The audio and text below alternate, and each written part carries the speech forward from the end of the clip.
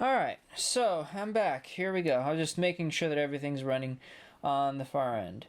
Okay, so Lizzy Pearl writes, Hi Oleg, I switched from Jackson soft skates to Jackson Mystiques. I feel like I can't do anything because I'm breaking them in and getting used to the bigger toe pick. How do I get used to them faster? Okay, this is a great question. Alright, now, oh yeah, she added. Oh yeah, to add to Dia, how do I avoid getting on the toe pick during spins? My coach says to press my toes up, but I find that difficult to do. Okay, let me answer some questions real quick here.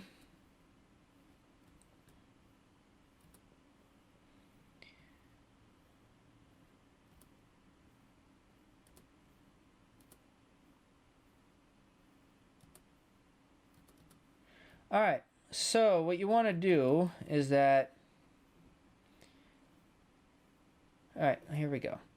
Let me get myself here. Well, actually, I made a video about skates a while back, and I'm going to be able to show you that. Let me find it first. This is a while back. But basically what I did was I talked about... This is in my vlogs. I wonder if I have it up. I think I do.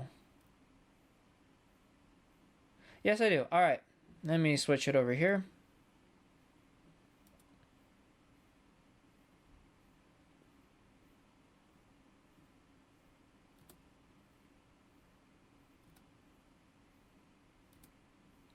Alright, so if you go to my website, istandsorlig.com, then we go on, let's just do that.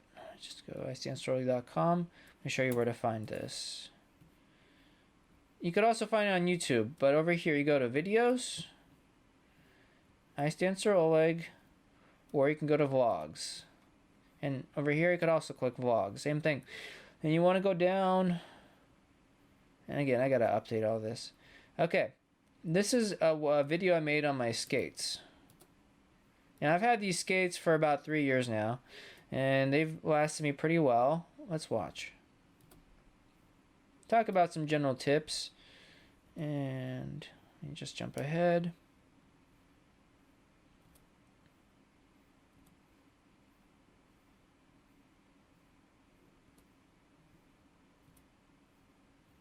So first, I don't know what I'm talking about here. I'm trying to find, there we go. Okay, skates, yes. So you have a brand new pair of skates, and I'm just talking about what's going on with my skates. Let me just get a better angle here.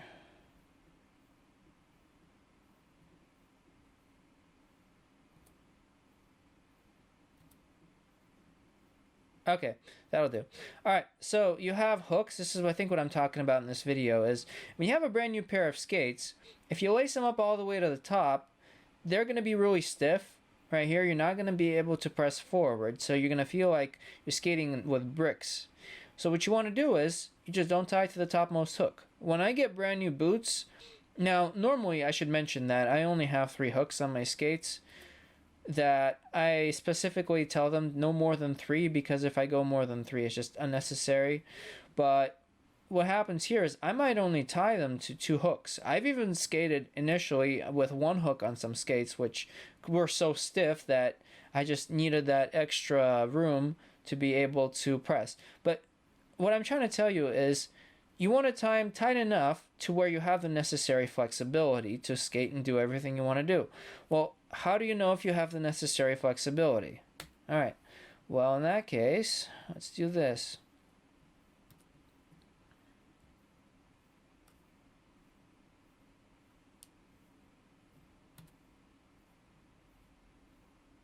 Actually, it's going to be an off ice. Here we go. Now look at this one, our axis of stability exercise.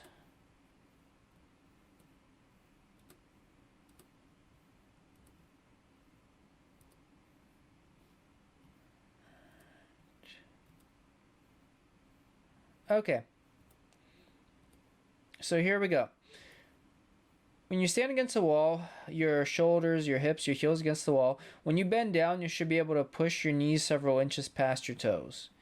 Now, if you notice in all the other stuff I was working on, this is an unusual position. People brought up and asked me, what about squats? Well, when this isn't exactly for squats. We're not trying to do squats per se here. This is an axis exercise. It's meant to do something else. It's meant to develop the necessary positions you need for things like stroking and edges and turns. And in order to be able to skate effectively, you need to be able to push your knees past your toes. You want to coil up like a spring so that you could build up the energy and bounce forward, or stroke forward in this case. Now, what you want to do is, if you can do this while keeping your heels on the ground without going up on your toes, then your skates are fine. Now, another thing I should mention is, when you press down like this, you should be able to essentially relax your whole body. And just by holding this position, your skates should be able to support this position, meaning that, like, if you did this naturally and just let go of your knees, just let your whole body relax while standing without skates on, you would just collapse, right? But in skates, if you just press your heels down and relax everything else, your boots should be stiff enough to where they give you enough ankle support, which prevents your ankles from pressing forward any further, and your knees thus will be maintained at this angle. So just by balancing alone in this position, you would be able to maintain this position. If you can do that without going any further and without being too high up, then your skates are properly tied for effective training. Now, when you first start out, this might feel too loose. Like, if you can't do a 1-foot glide, don't even worry about this. This is more for people that could comfortably do some edges, can do insides and outsides. At the very least, they're forward stuff. But if you don't have enough control, like initially, skaters, they need to develop really strong ankles. Now, it's kind of a catch-22. If boots are tight to begin with, then your ankles aren't going to really develop the necessary strength, because it's like being in a cast. You know, if you keep them in a cast all the time, they're not going to work. If your skates are a little looser, then your ankles will start to develop and to pick up the necessary slack. But like I said, you don't want your skates too loose either. If you can get that position, then it's what I find as the optimum